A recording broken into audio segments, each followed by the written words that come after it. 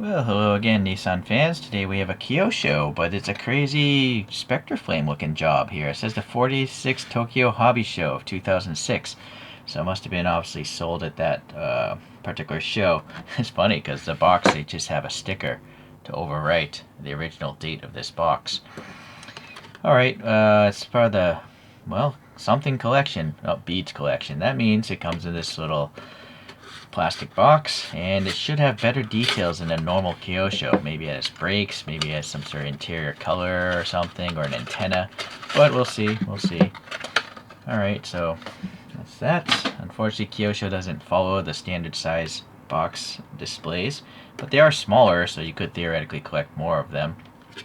There's one screw holding it down here, and these little tabs, just pull it out that way.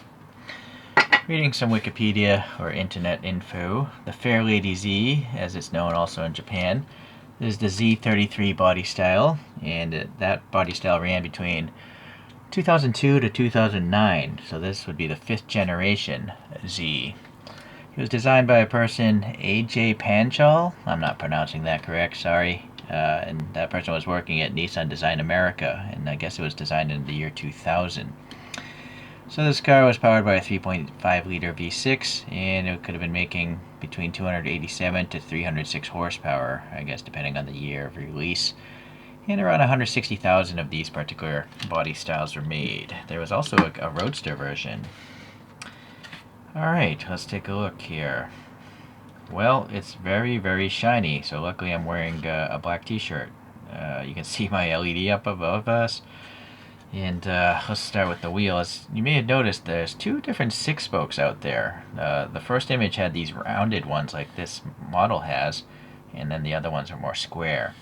You can also see the tires have a weird reaction with plastic, and that's not particular to Kyosho. It's just something about the synthetic rubber that they use on these little diecast cars, and maybe bigger scale ones as well. Long term, some chemical leaching or something. And look at that. So Kyosho does do really nice tire treads, as you can see. Those are really cool. And yet from the side, well, yeah, well, it's not like a truck tire, but yeah, it's all right, I guess. You can still see some tread blocks.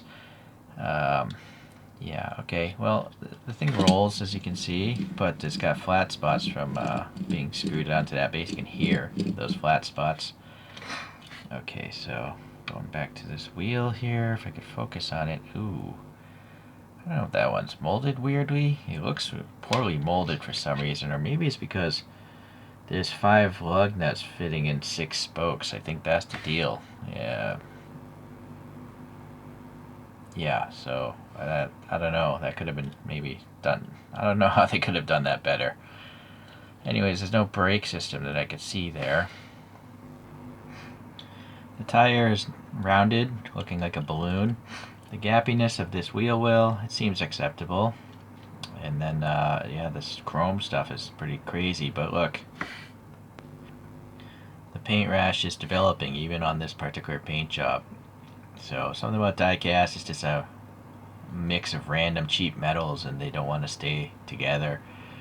The Z printing here is very nice. There's also like a white reflector there as well. Although on the side photo, actually 2 photos don't even have the reflector, and then the other photo, the reflector is up here. I guess it depends on what country the thing is sold in. We do have just casted in mirrors, as you can see, but they went and added silver paint, so that's an extra touch from the beads nomenclature. We have some silver printed here for the door handle that's sticking out a little bit. Wow, look at the flat spot on that tire. So I'm going to have to put this back on the stand later on. Molded windows. What's nice is there's no side window. I kind of wish more brands did this because you can just see into the interior easier, but we'll do that later. Going to the front, we do have some orange paint here, and then we have some clear lenses, obviously, over some chromed out plastic buckets. And you can see there's actually orange in this here for the turn signal. Okay, and this is also another thing that the Beats has over standard blister Kyoshos. We have a license plate, and it's printed nicely. And then we have the Nissan badge. That seems, well, let's see if we can, oh yeah, It is legible, isn't it? Unfortunately, it's not centered, the text, but it is legible. When you look at my fingernail, right, that's pretty small text. It's pretty crazy if you think about it. Okay, well, my camera's freaking out with this chrome versus black. So the black paint in here seems okay. The ribbing of the grill seems alright. Going around to this side here. Okay. Yeah, I guess that wheel is much better on this side. This one as well. So maybe it's just something, I don't know. Maybe I'm just being too picky. Okay, well, this all looks symmetric. Except where's the fuel filler on this thing? There's the fuel filler, okay. Then we have some badging here and here. And then the license plate again has some text, which looks great. And then we have some clear red taillights, as you can see. And then we have some silver painting here for, I assume, their backup lights, turn signals, or maybe a reflector or something. And then we just have two sausage hot dog style exhaust tips, so that's kind of sad. It looks like there might be black paint on it, but it would have been better if it was just a recess. So, but it's the way they molded it. Alright, that's unfortunate. On the bottom, you do have the exhaust as a separate piece. That said, maybe they could have done a better job designing it to mold differently so you have recesses. I don't know what the heck this would be for. Oh, it's a locator pin. Well, that's interesting. Yeah, that's a pretty big locator pin, but I guess it's really strong for shipping. It keeps the model from twisting around. And as you can see, Kyosho takes credit for their work because it's licensed and it tells you exactly what it is, except it doesn't say 350Z, right? It should maybe say Z33 or something, right? Because there's a lot of Z's out there, right? Different generations. Engine details and the like. Alright, and those treads again look good. And it's screwed together. It's just that you'd probably have to remove this part to get to the other screw if you want to modify the interior. Speaking of which, look at that. That's a cool little detail you don't get in a normal Kyosho. The dashboard there, the needles and the like. And then some standard molded details there. I don't know if there's silver there around those three ventilation controls. Might be. Maybe. Oh, these seats are actually tan as well, so that's also additional color that a normal Kyosho wouldn't give you. Alright, the signal, yeah, the turn signal and wiper blade stocks are there. The little stick shift might have silver on the top of it. Venting there. The wiper blades are molded in, painted black. What the heck is this? Oh, there's a little silver and a Z here, some sort of strut brace, I guess. And, oh, look at that. That steering wheel also Z and some additional silver. And the center, yeah, that is a graphic on those dials there. Right. So yes, this actually has far more detail than a standard issue Kyosho. It's pretty great, actually. And I'm just looking over the rest of the diecast.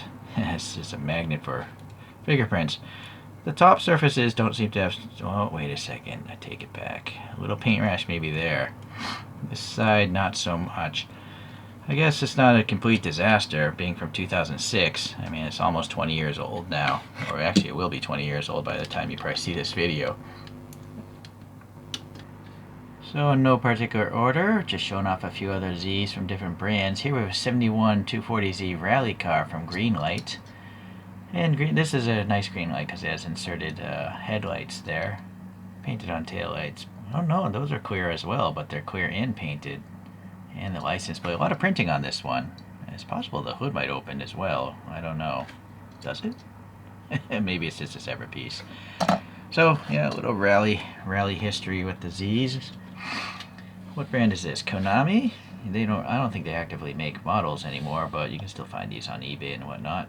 RS30, HS30? It's a 240Z apparently. It's got the lens covers and really old school hubcap looking things on it. It's kind of an ugly car. Yeah, paint rash. And then what is this? A TLV of the S130. Okay. Yeah, so look at those wheels. They're so funky. They're so retro. In this one, I think I may have added my own license plates because TLVs usually don't. But nice taillights and headlights being clear plastic, and this one has a gray interior, so that's cool. want to throw out the Aoshima Grachan car. So these are all Liberty Walk treatment vehicles. They come out with these collections called Grachan. This is the S30, I guess. And I added my own, not my own. These are those alloy wheels by BNDS. I think they're specifically designed for Grachan cars because they're like 15-inch wheels. And it's possible I may have repainted that interior. Can't remember. Also orange. That's a chase one, I think, because it has extra striping. The last one is, I think, a tarmac. Nope, it's not. It's a Mini GT. Oh, and oddly, it actually says what it is. A lot of Mini GTs don't. So here we have a 2023Z, a 370Z. Would have been nice if it said 370Z. And then, yeah, I don't like these treads. They look a little bit too blocky as well, but brake system. I don't know if I added those brakes myself. I kind of feel like I did, because I don't think Mini GTs come with brakes. Anyhow, they do come with clear lights, so that's nice. And yeah, all in all, that's pretty cool. So it does seem I have major gaps in my Fairlady Z collection. I don't have a 300Z. Alright, that's a big omission. It's taken so long just to get a 350Z. I think there's nothing really wrong with the appearance of this car. I think it's a relatively attractive vehicle. It just doesn't really get my juices flowing.